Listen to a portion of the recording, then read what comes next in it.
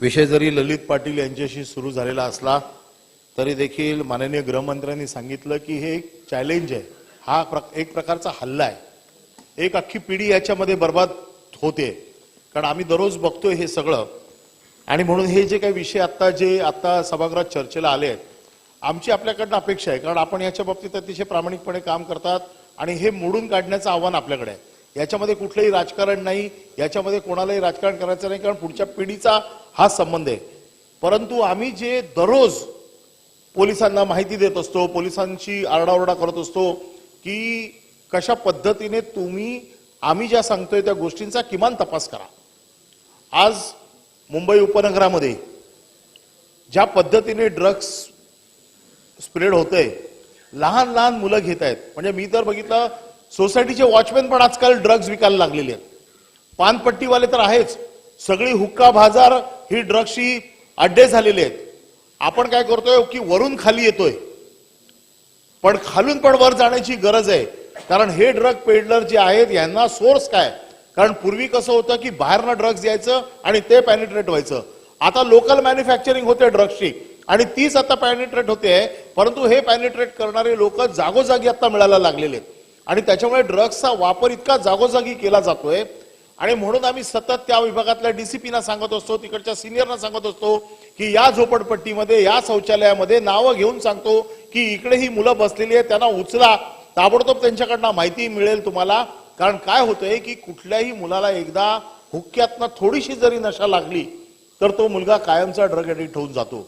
ही हुक्का पार्लर ही मुंबईतली सगळ्यात मोठी ड्रग्सची सेंटर झालेली आहेत, त्यांच्यावरती कुठलीही कारवाई अजून होत नाहीये। याचबरोबर हे जेव्हा होते त्यावेळेला ह्या लोकांना जेव्हा पकडलं जातं, ह्या लोकांना ताबडतोब जामीन केला जातो।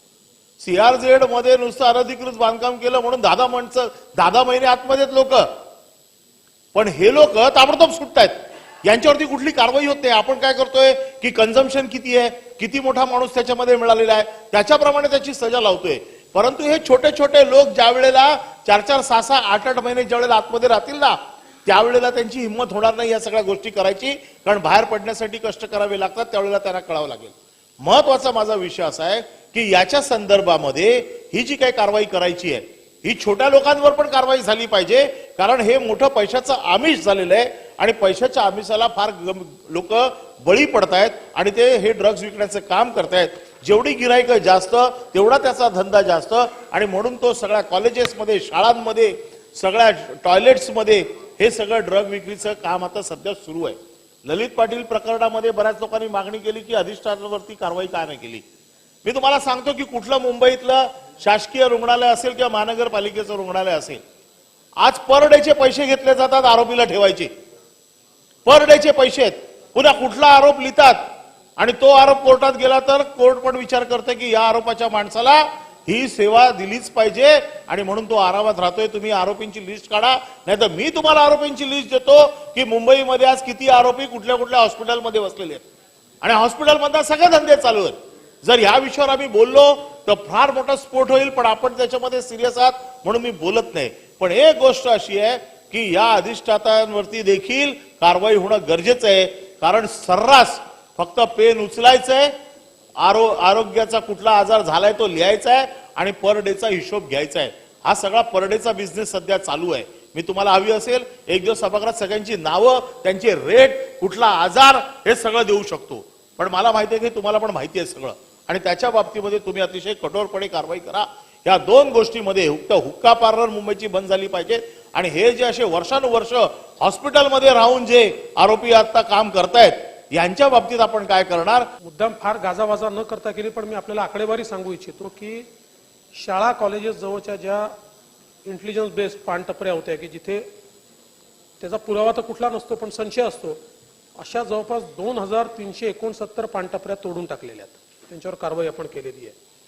38,873 या ई सिगरेट्स ज्या आहेत त्याच्यावर आपण कारवाई केलेली आहे। हुक्का पार्लर जे अवैध आहेत त्याच्यावर देखील आपण मोठ्या प्रमाणात या ठिकाणी कारवाई केलेली आहे। त्यामुळे ही कारवाई वरूनही चालली आहे आणि खालूनही चालली आहे। आपण जे सांगितलं ही पण वस्तुस्थिती मी नाकारत नाही, कारण इझी मनी आहे आणि त्याच्यामुळे अनेक लोक सोपा पैसा मिळतो, त्यांना वाटतच नाही की आपण काहीतरी क्राईम करतोय। आणि या ठिकाणी अशा प्रकारची विक्री करतायत. त्यामुळे निश्चितपणे कायदा तर आपल्या ठिकाणी आहेच, पण तो अधिक कसा कडक करता येईल याही संदर्भात माननीय गृहमंत्र्यांची चर्चा झाली आणि आपण महाराष्ट्रातर्फे प्रपोजल देखील त्यांना पाठवलेलं आहे की कमर्शियल क्वांटिटी जी आहे या कमर्शियल क्वांटिटीला जो आतापर्यंत आपण समजा 10 ग्रॅम ही आपण कमर्शियल क्वांटिटी पकडत होतो तर आता 5 ग्रॅमच पकडा. हा नाही, एमसीओसी मध्ये बरेच टाकले आहेत, पण जुने गुन्हे असल्याशिवाय आपल्याला माहिती नाही तर कोर्ट एका मिनिटात त्यांना त्या ठिकाणी सोडून देते. त्यामुळे एमसीओसी मध्ये देखील आपण लोकांना टाकतो आहे. आणि या संदर्भात मी आपल्याला आश्वस्त करतो, आपण दुसरा जो मुद्दा सांगितला तोही महत्वाचा आहे. फक्त त्या मुद्द्यामध्ये आपली अडचण एवढीच असते की साधारणपणे हे लोक कोर्टातनं ऑर्डर आणतात आणि काही प्रकरणं तर मी आपल्याला दाखवीन अशी आहेत की आपण कोर्टासमोर माहिती ठेवली आहे की बाबा आता यांना फार काही गरज नाहीये, पण लगेच त्यांचा कुठला तरी प्रायव्हेट डॉक्टर पुन्हा कोर्टासमोर सांगतो की नाही नाही हे तर आहेच, यांना हा तर यांचा प्रॉब्लेम आहेच, आणि मग कोर्ट पुन्हा त्याला एक्सटेन्शन देतं. पण हे सगळं होत असताना काही प्रमाणात यात संगनमत आहेच आणि ते मोडून काढावंच लागेल. त्यामुळे ते निश्चितपणे मोडून काढण्याचा प्रयत्न आमच्या वतीनं केला जाईल.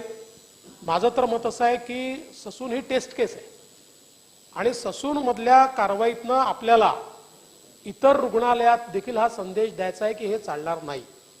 एक खूप महत्वाची गोष्ट याच्यामध्ये खरं म्हणजे सन्माननीय गृहमंत्र्यांनी ज्यावेळेस बैठक घेतली तर त्यांच्या भाषणात त्यांनी एक वाक्य म्हटलं जे मला असं वाटतं अत्यंत महत्वाचं आहे.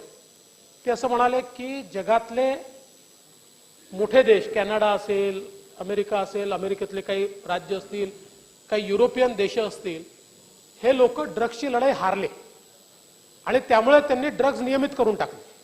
आता आपल्याकडे जशी दारू अलाउड आहे तसं कॅनडा किंवा अनेक युरोपियन देशांमध्ये ड्रग्स त्यांनी अलाउ केले. पण गृहमंत्री म्हणाले भारतामध्ये आपण अजून ही लढाई हारलो नाहीये. आत्ता जर आपण ही लढाई योग्य प्रकारे लढलो आणि याच्यावर आळा आणू शकलो तर आपल्यावर ही पाळी येणार नाही. आणि मला असं वाटतं की तोच धागा धरून आम्ही या संपूर्ण प्रकरणात काम करतोय. आणि म्हणूनच माझ्याकडे यादी आहे की आपण किती मोठे मोठे ऑपरेशन्स हे या ठिकाणी केले आहेत, पण जशी ती यादी आहे तशी ती यादी पाहिल्यानंतर ती किती भयावह आहे हे देखील याच्यामध्ये लक्षात येतं. हा त्याच्यातही आणि आता जसं नायजेरियनचं आपण सांगितलं, आपण जवळपास 174 लोकांवर कारवाई केली, पण नंतर असं लक्षात आलं की ही कारवाई त्यांना हवी आहे. याचं कारण काय आहे तर ही कारवाई केली की त्यांना डिपोर्ट नाही करत, आपण करू शकत नाही, कारण त्यांच्यावर आपल्याकडे गुन्हा दाखल होतो. त्यामुळे त्यांना एक गुन्हा आपल्याकडे दाखलच करून पाहिजे, म्हणजे मग त्या गुन्ह्याचा निकाल लागेपर्यंत त्यांना भारतात राहण्याची परवानगी मिळते. म्हणून आता पहिल्यांदा आपण डिटेन्शन सेंटर काढलाय.